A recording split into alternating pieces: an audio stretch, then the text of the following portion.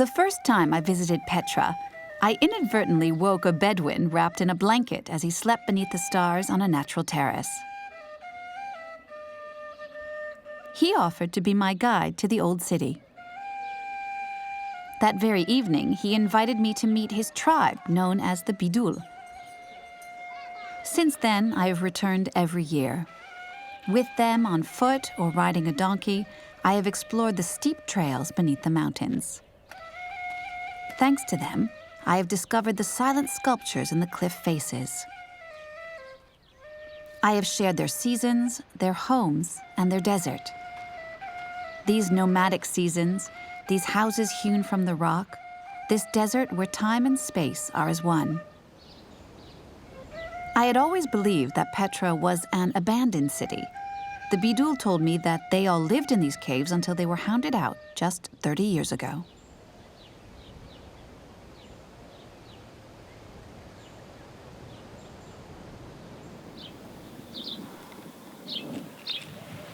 Each time I go, I meet up with Bisma. Together we move to the rhythm of Bedouin life, where the day is devoted to the collection of wood, food, and water. Come on, Rashid. Time to get up. Where are you, Remy?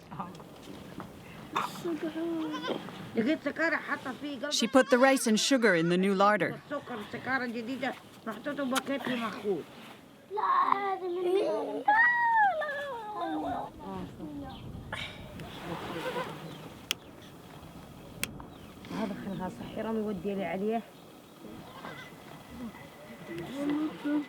Stay in bed, Awad. Come on, Rami. It's 7 o'clock, Rashid. Get up and go to the monastery. Leave me alone. Get up.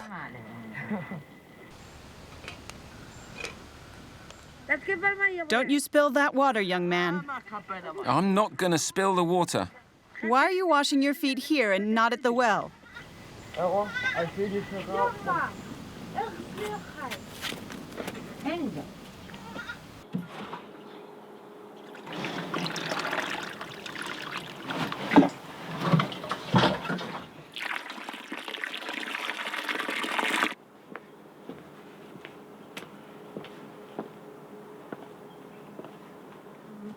Before, we all used to live in the caves.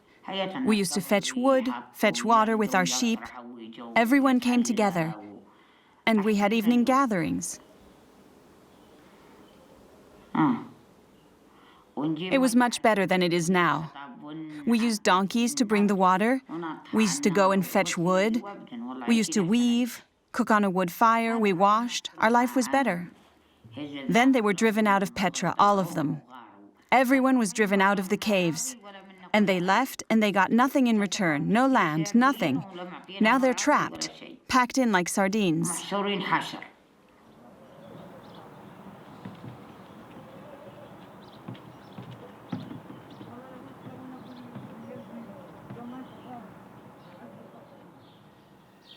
The Bidul tribe's chieftain, Sheikh Salama, is the beating heart of this film. I listened to him for hours as he told me of his tribe's history. He agreed to talk to me, something he had always refused to do before. We lived in Petra before the state of Jordan was created. Our existence in Petra dates back maybe hundreds of years. I don't know. No one is sure of the exact date. We farmed the land in and around Petra and had a few sheep. Everyone knew what was theirs.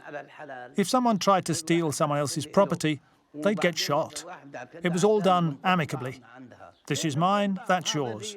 You've marked out this piece of land, that's yours. I've marked out this one, it's mine. During the winter, the Bedouins stayed in the caves, and in the summer, they would head into the desert.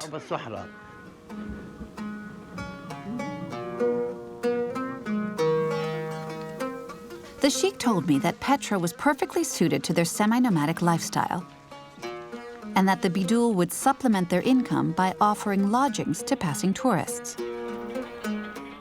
But an event in the early 1980s would throw their lives into turmoil. Jordan requested that Petra be classified as a UNESCO World Heritage Site.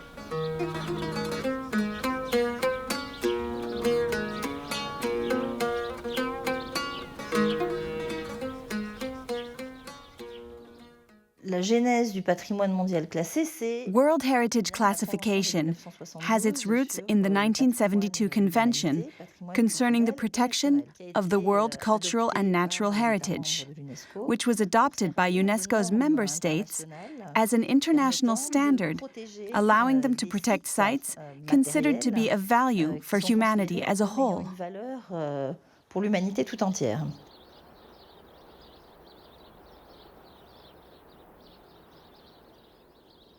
However, what I can say is that some preliminary actions were taken before the site was inscribed, which is the establishment of a management plan, as well as the relocation of part of the Bedouin population outside the park, which at the time was considered to be a good action, both by UNESCO and by the government. The governor of Ma'an, His Excellency Shahir El Muazna, came to see us. We prepared a meal in his honor and everything. And while we were eating, he said, "Do you know why I'm here?" We said we didn't. He replied, "I'm here to get you out of Petra." I said, "Fine, you are our guest, eat." He ate, and then he asked, "How do you respond to that?" I answered, "Our response? What do we get in return? You're going to make us leave here just like that and leave us with nothing?" Is it necessary to evict people to protect a monument?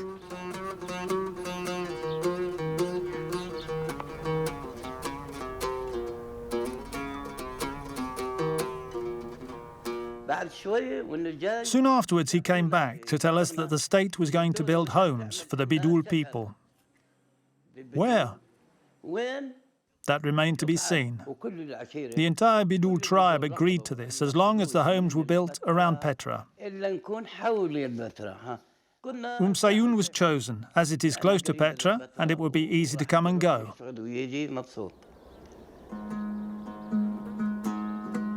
Iskan al-Bidul, the village of the Bidul, was built in 1984 to the north of Petra on the edge of the UNESCO protected park. But the Bedouins preferred to call it Sayun after the hill it was built on.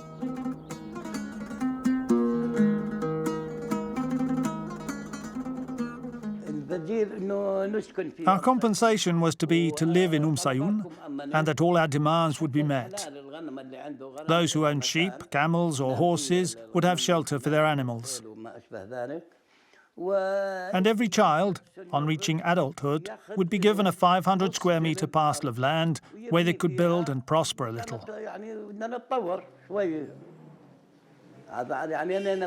I told the prefect that if we were to leave Petra, our jobs, businesses, and all our souvenir shops had to be safeguarded. He agreed. We were very happy because it secured the future of our children for 100 years or more. Reassured by the terms of the bargain, the first families left their cave dwelling for houses in Sayun. On the 6th of December 1985, UNESCO inscribed Petra on its World Heritage Register. The site passed from Bedouin hands into those of the whole human race. But things were about to get more complicated for the Bidul tribe.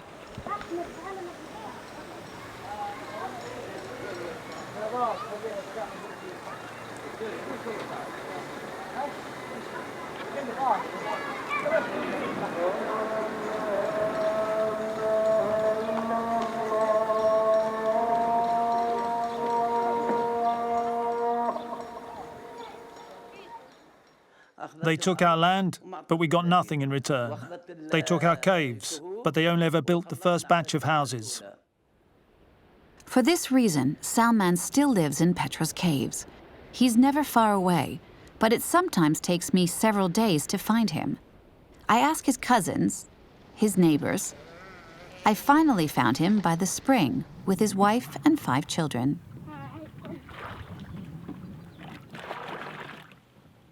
Hey!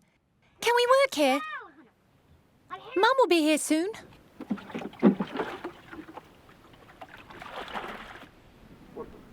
She's not far away. Here she comes.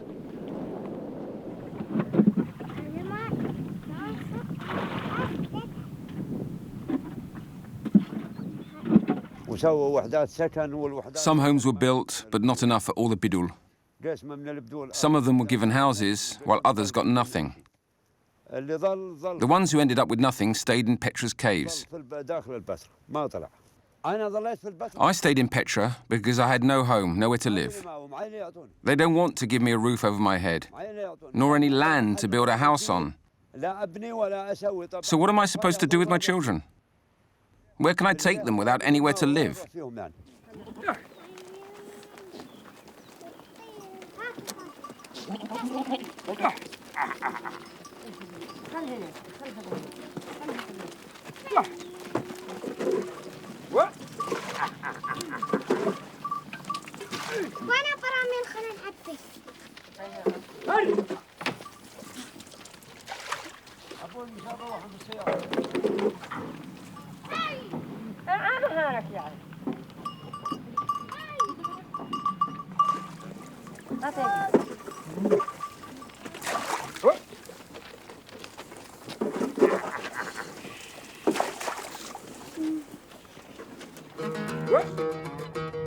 Reassured by the site's newfound status, international missions organized a census and the protection of the buildings. Archaeological digs uncovered new monuments from the sands. Petra became one of the world's most highly valued places. During the 1990s, the number of visitors rose from a few dozen to hundreds of thousands every year. Hotels and a tourist infrastructure flourished in the area, providing jobs for thousands of people. An independent authority was established in the neighboring town to administer the site, the Petra Development and Tourism Region Authority, or PDTRA. The Bidul, meanwhile, showed good faith by adapting to their new lives. The site's shops were shared out among the various family clans. Their pastoral traditions made way for the tourist trade.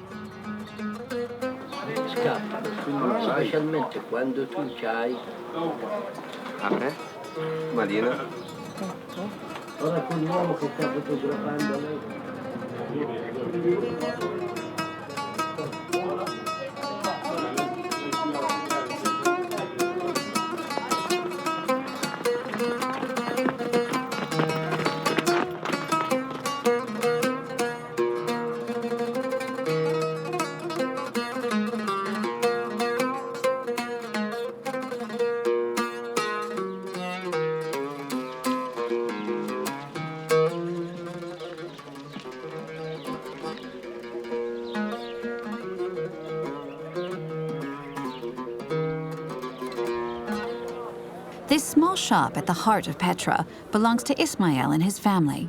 Ismail has managed to reap the benefits of tourism and grow his business, all the while preserving his Bedouin identity.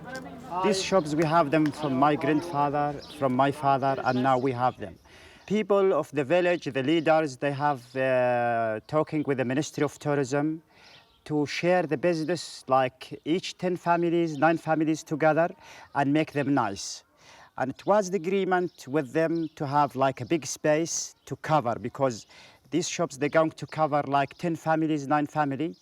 You are talking about 110, 115 person, these families.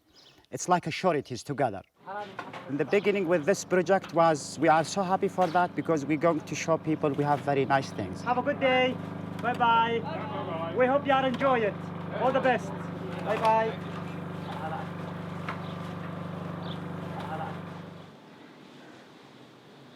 Manal is Bisma's daughter.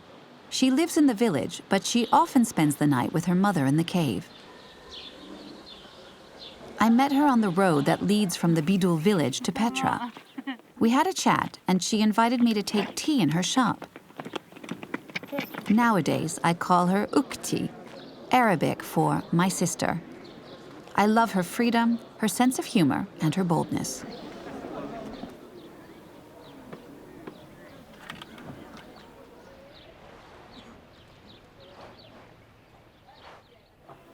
You like Petra? Sorry? Do you like red? Yeah, I do, yeah. You look very nice. You look real man with the red. Just a minute. Okay, do your grass. Yeah, fine. You look very handsome, my friend. one here and that one here. You look very nice, you see? No, this is for old people. You know, this is for people 80 years old, they use this. He's young man. Okay. He shouldn't use this. You use it for hair, my friend. Okay, all right, okay. Use it for what? He use it for women, you know, in our culture. They use this to hit women. Oh, no. When the man gets angry, the old man, crazy man. Really, yeah, that's what they do. Beautiful gift here, girls, local made. أنا اشتغلت هون. I've been working here for 12 years. The shop belongs to my family. My brother Sliman works here with me. Petra is magnificent. Petra is a beautiful, wild, natural place. Wherever you travel in the world, you will never find a place like this. I was born in a cave in Petra. 13, 14, 15. I love Petra because it's peaceful, because people come here from all over the world. My life and Bedouin life here is very pleasant. Petra is something that I can't define, something difficult to express in words because I'm a child who was born and grew up here. 3 looking guys here, local made if you're interested. No English. No English, Español? Español. Este es mitad del camino, mirar gratis aquí. ¿Quieres a la vuelta algo más barato? Muchas gracias. Nada. A la vuelta miramos bien, ¿vale? Ok, mitad del camino ahí, ¿eh? Ok, hasta luego. Hasta luego. Adiós. No. Adiós. The impact has been probably very positive in the beginning because it attracted tourism and attention towards the site, and conservation works have been implemented here. But due to the interest in the region, which has been developed from the 90s onwards up to 2010, the visitation rates at the site increased more and more. Petra's inauguration as a World Heritage Site gave it a global visibility, which, paradoxically, is a threat to it. It is part of the secondary, even perverse side effects of the UNESCO Convention. Look in front of you.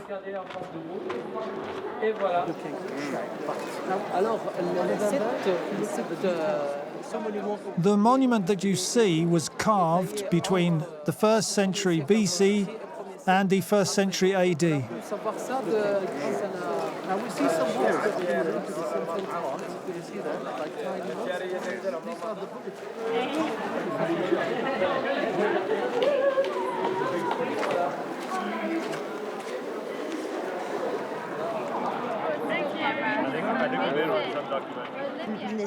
UNESCO and the experts who work alongside it have an answer to this, which is to say, tourism needs to be regulated. And achieving this means an arm wrestle between UNESCO and the Jordanian authorities. But UNESCO cannot act independently from nation-states, because there is an issue of sovereignty.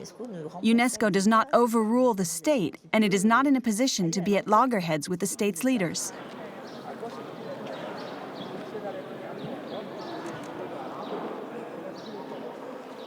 Unfortunately, the government is more interested in trying to absorb as much as possible, tourists as much as possible in the site, rather than respecting the environment and the characteristics that make this site so special.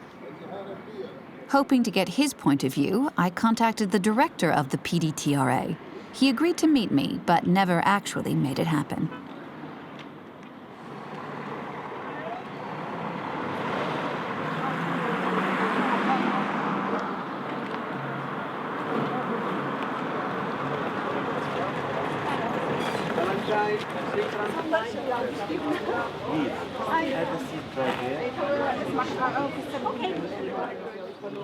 Tourism has risen to a level where it is now a genuine threat to the site.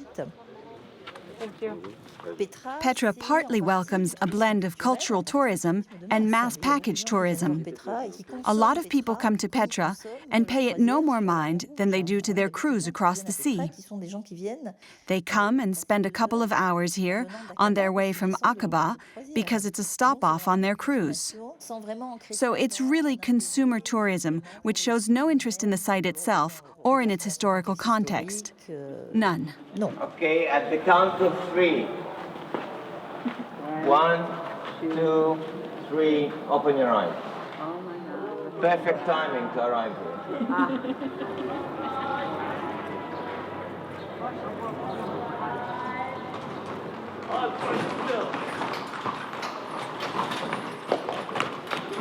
They have to be cautious in whatever they do because this is not a site as the other site. It's unique and it's not tourism who should be the priority. The priority should be the site itself.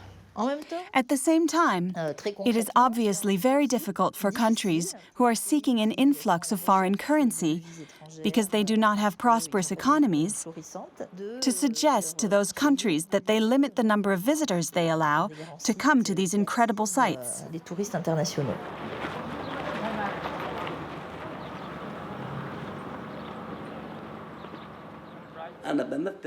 As Sheikh, I represent the people and the state. I welcome everyone who comes to Petra. I do my utmost for them to be happy, and the Biduls too.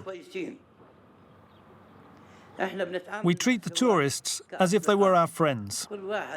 Each of us has many friends all over the world, thousands of them. Torn between the state's priorities and those of UNESCO, the Bidul who work on the site struggle to maintain their tradition of hospitality. Stocking his shop is a logistical nightmare for Ismail. He despairs of the absence of dialogue with the local authorities. First, I want to talk about the water problem. It's very important. We fill jerrycans from our house, from the village, and we put them in the car, and we take them down, then we take them back. And this is it take us like using the car sometime 2 or 3 times just to get the water. We have a pipe down in Petra, goes giving services for the bathrooms and for the restaurants. And we have been asked many times to have water for our shops. Even the pipe of water is busting like 10 meters in front of our shop. And always when we've been to the offices, always they get the UNESCO as the reason for anything we need as a service in the site. We thought before is the UNESCO the one behind all these things. But then in the end, we found it's only the government here, they take the UNESCO as a reason for them.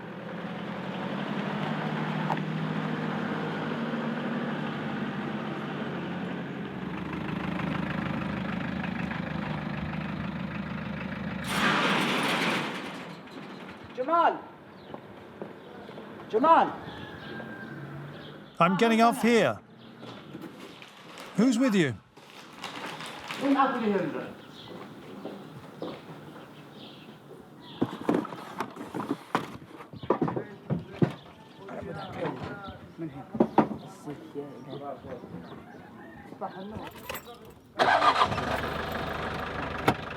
Abu Nazel, let's go.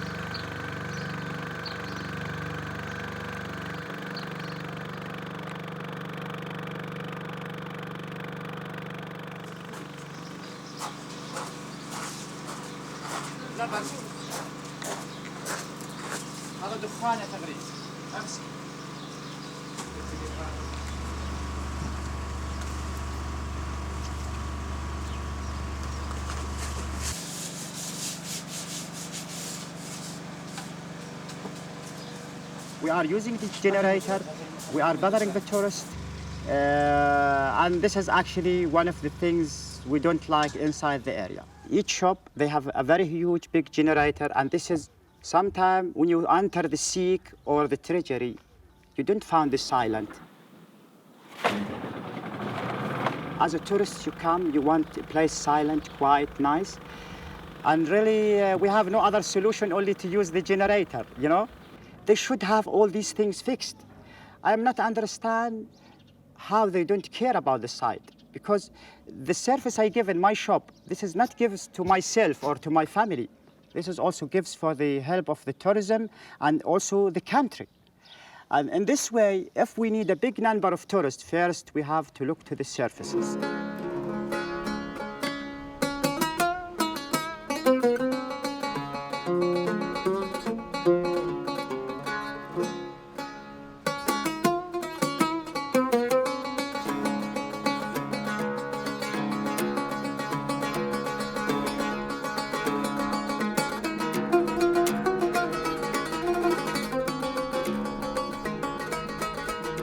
This road snaking through the mountains links Sayun to Petra, but the tourists do not know it exists.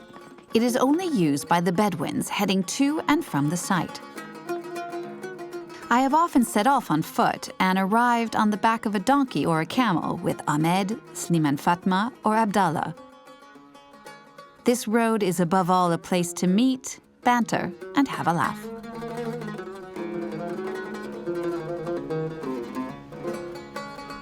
The Petra Authority is planning to widen the road and turn it into a carriageway for the hundreds of buses bringing tourists here. They will go through the Bedouin village and drop the tourists off in the next town.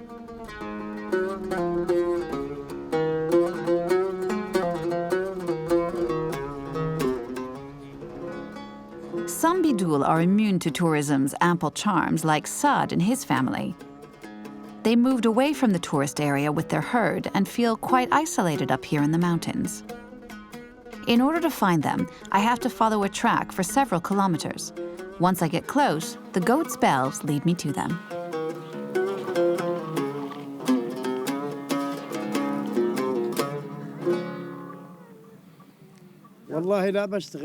I don't work with the tourists. I hate all of that. What can I tell you? Praise be to God, I have a house in the village. My son lives there.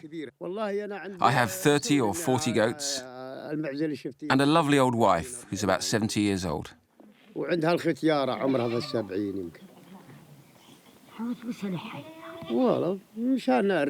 We moved away from the village for the good of the herd. Have you seen the village? How can anyone live there? Where can you go with this heat? You can't just sit around in a room all day. It doesn't make sense. Out here in the desert, you can sit under a tree, under a rock. You can sit wherever you like.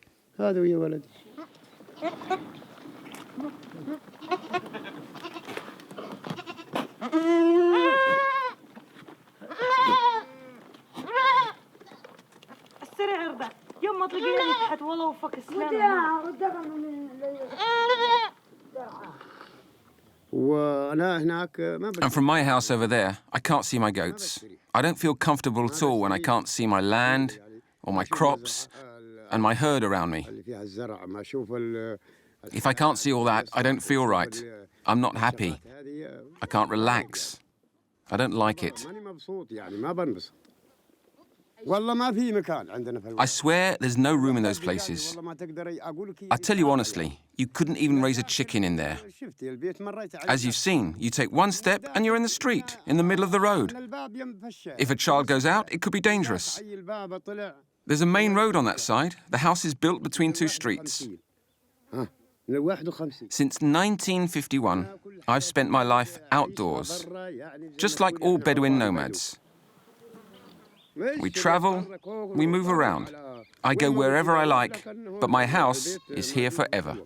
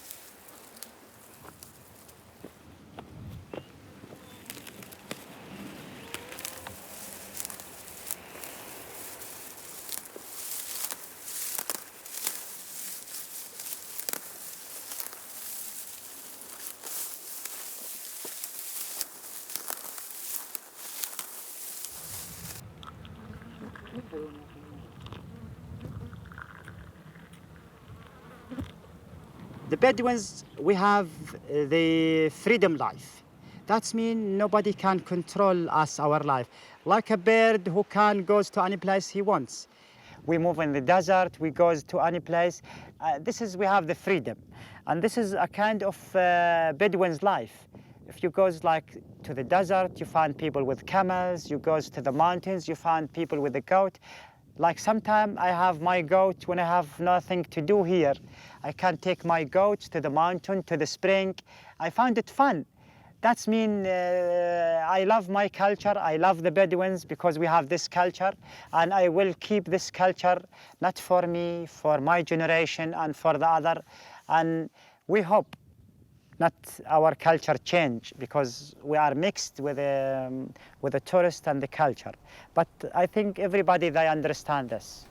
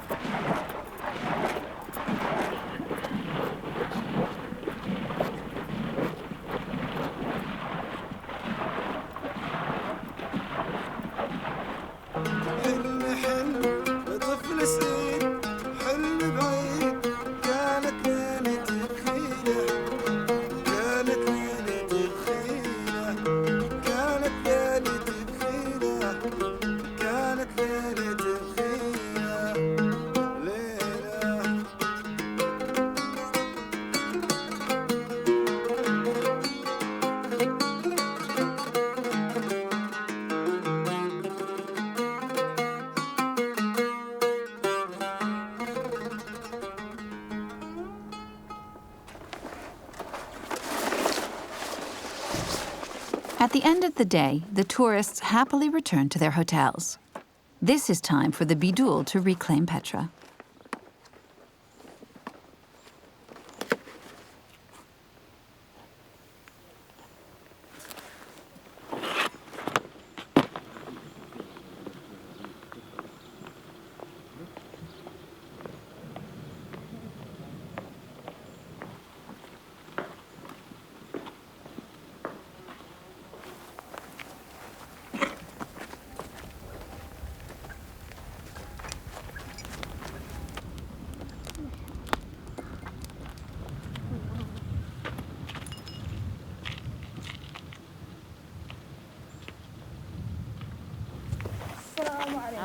Hello, how are you? Is there any tea going? Yes, I've made some. Oh, pour us one then. Go and make sure the donkey's tethered. Here. Go and get me some barley and salt.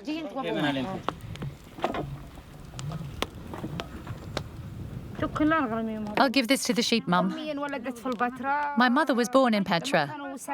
When the government asked the people living in Petra to leave to move into the village, because Petra was becoming a tourist site, my mother refused to leave. She would find living in the village too difficult. She likes being here. Her life is here. I want nothing to do with Sayun. I want to live here in Petra. It's better here. No one bothers you, and I feel comfortable here. Tell her I want to stay here till the end, and that when I die, I want to be buried in Petra. Had the tourists been here before, Mum, or was this the first time? Yes, many times before. And you used to put them up? Yes, they used to stay with us and then leave. But you didn't speak English? No.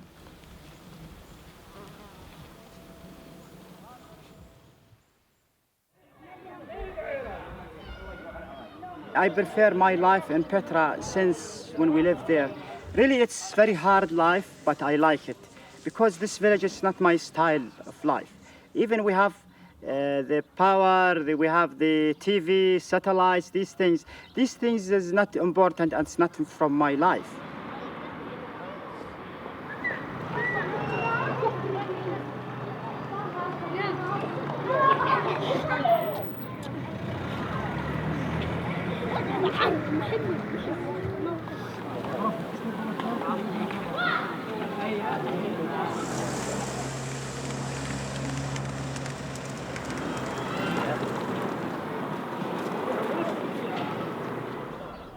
The size of our village is not that big space. You are talking about like a small island.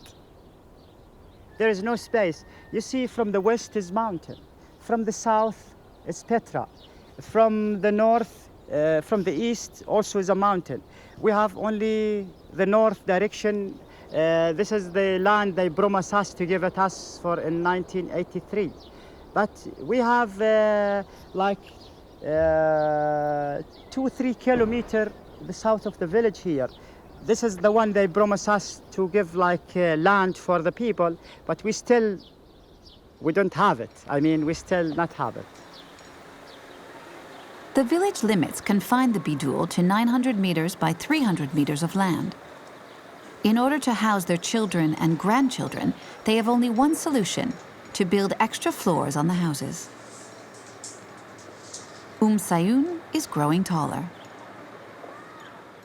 In terms of heights of buildings in the village of Sayun, yes, there are limitations. The building shouldn't be higher than 2 floors, but many of them are already 3 floors high, and some even higher. This is because the village is very close to the site and is very visible, so it has a high visual impact on the World Heritage Site. Therefore, guidelines were embedded into the urban regulations for the village, but are not always respected due to the expansion, to the natural expansion of the population which is living in the village.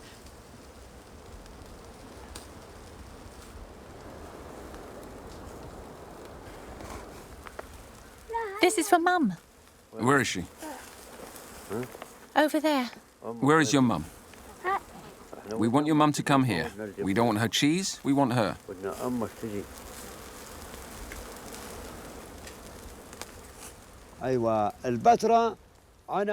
I live in Petra, deep inside Petra, so that I have somewhere to live a long way from the tourist trail. My herd, my kids, and I moved away from the tourist trail so as not to ruin Petra's image with the tourists.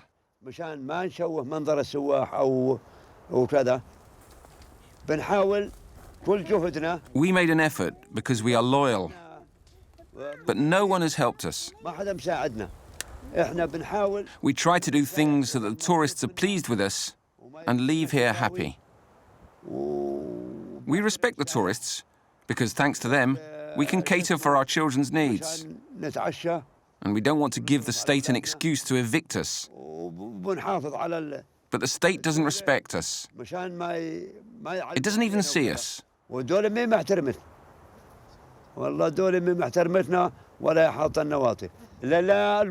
truth is that they want to move us away from our home. They want to drive us somewhere else. That's their objective. It is clear that the Bidul are a hindrance for the local villages because they have exclusive rights to jobs on the site. A hindrance for the local authorities because their presence hampers their projects to expand the tourist industry. And a hindrance to Unesco because their village sits on the buffer zone that it would like to establish around Petra. The approach was very different from what it is now. A measure that was taken in the 80s would not apply at all now. UNESCO has changed completely, and there are more broader understanding of the importance of communities in relation to heritage sites. It has to be said that at the time of the 1972 convention, at least when it was being formulated, archaeologists and architects, specialists in world material heritage were also involved.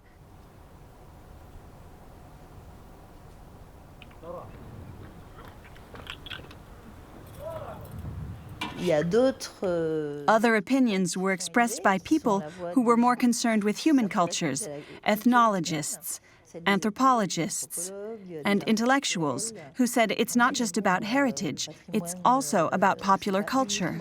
C'est aussi la culture populaire.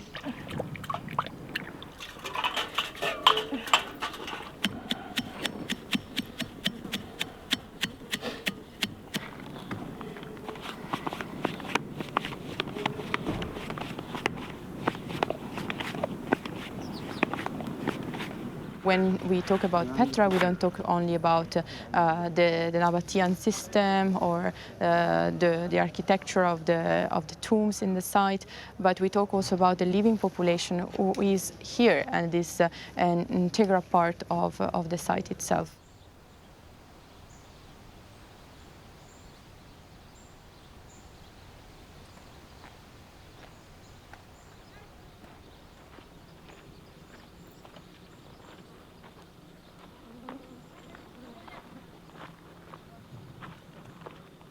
We were born in this land, and we will die here. There will be nobody better to replace us in Petra.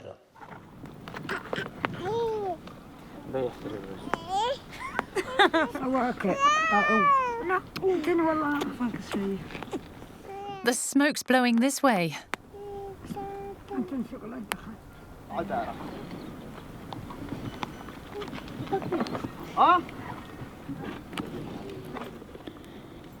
We believe in the idea of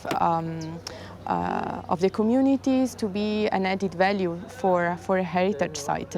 So because they are the people who lived close to a heritage area or within the heritage area itself, and they can be also the best to be able to protect that heritage. So we can say unequivocally that the influx of tourists over the last 40 years has been more detrimental to the site than the presence of the Bidul Bedouins would have been if they had been allowed to stay here after its classification. There's no doubt about that. In all cases, the site will never go back to what it was when it was inscribed in the World Heritage List, when there were no tourists coming here, nobody knew about it, and it was probably also better preserved. UNESCO's experts, fascinated by the monuments, tried to protect Petra. In 2006, they extended the protection to include the Petra Bidul and Wadi Rum cultures. Meanwhile, the inhabitants on Sayun are still waiting for those experts who will recognize the upheaval caused to their lives by the site's inscription as a World Heritage Site. We were hounded out of Petra. We were separated from our shops, our means of survival, our vineyards, and the lands which fed us and which we lived on. And we got nothing in return. So what do? Do we emigrate? Our only solution is to emigrate. Nobody understands how much our people have suffered. Now I can't say anything. Why? Because those with nowhere to live outnumber those who live in Sayun. We believed the state, but it betrayed us. Now it's all open for the Biduls. If anyone wants to return to Petra, they might as well just come back. Sheikh Salama has been trying for 30 years to get his tribe what they were promised. I've often seen his eyes fill with tears as he speaks because he feels responsible for the fate of his people. He's weary, but supports the new generation which has taken up the baton. While we were filming, I witnessed a protest movement of young homeless people. That morning, they demonstrated in a tent in Petra, in full view of the tourists. In the evening, they headed to their parents' caves with their wives and children. It was then that I met Atala. We agreement with our government before we moved from the cave here to have a land, and every person, and when he is 18 years old, he get a land. But now I am 31 years old, and I never get a land. All the land from there, they say the government, it's for the Unesco. And the other land, it's for the other town, the farmer peoples, you know. We say, okay, where our land, where the land you promised us, you promised our father and grandfather to give us. Where is the land then? Why you say that before, when you move us from Petra, after that you say there's no land. Why you move us, from there, this place? We are Arab. The Arab people, he have 4 and 5 children. Every guy have 4 or 5 children, and he's living with his mother and father, and the house from the government, it's only 2 rooms. One kitchen, 1 bathroom. It's where you want to sleep. We sleep outside, really. Yesterday we agree the people in the village to go down to our cave where we born, because we don't have any house to live.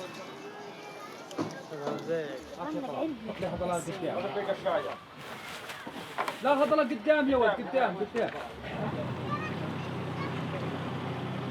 هذا ينزل معي جار سيارات السلام عليكم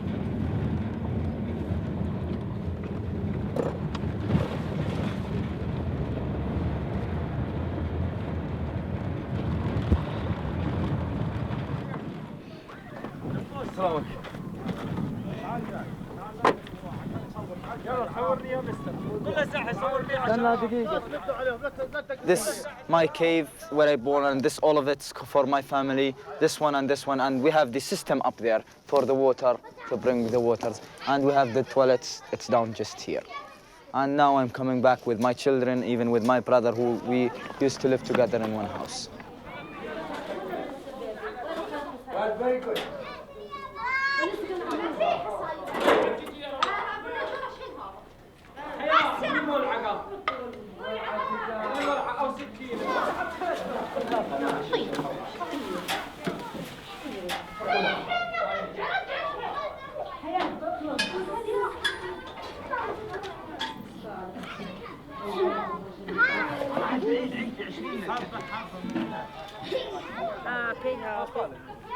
The government, they don't want us to live inside the cave.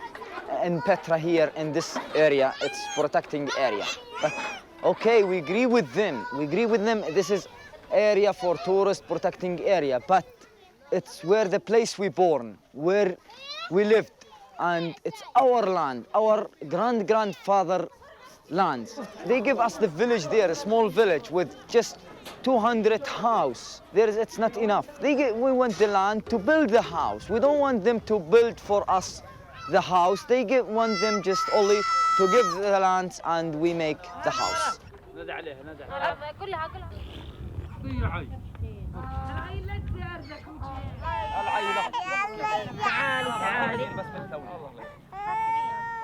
مريحتني يحتني هات كاس تشرب خلاص ميه ميه بان بس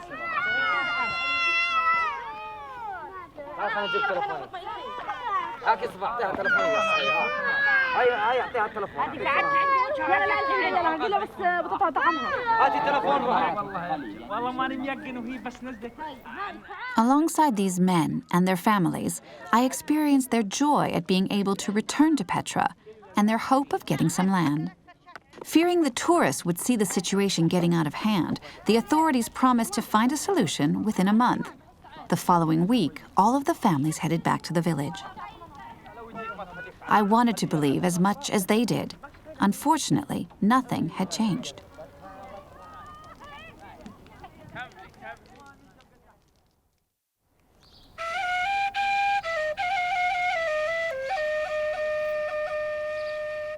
Here in Petra, man has reshaped the cliff faces, just as the cliffs have reshaped man's spirit. Petra is a vast, wild, open, and barren place. It has nothing to offer but the boundless freedom of a nomadic lifestyle where man and his environment live in harmony. The Bidul are unique, a reminder that each of us has a myriad of possibilities to create one's life and build a world. I went there for the rocks, and now I return there for the sensitivity of the souls that carved them. One day we will be back to our caves. You have to know that. Because I think where you goes all around. Your country is the best. And this is a place where I born. One day I wish, if I want to die, I will return and die in a cave. This is my life, yeah? That's it, yeah. أقول اللي بالقمرة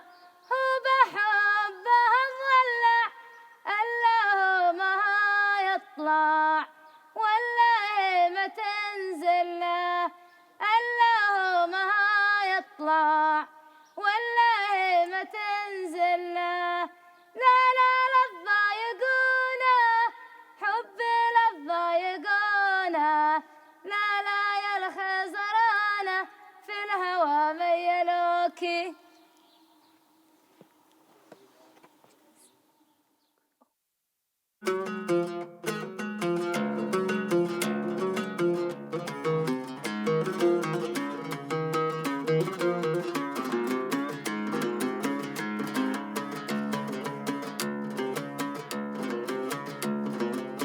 قلبي الملتع من غيرك معاه قلبي الملتع من غيرك معاه ما سكن في خفقي غيرك حشاه ما سكن في خفقي غيرك حشاه يا حبيبي واي واي يا حبيبي واي واي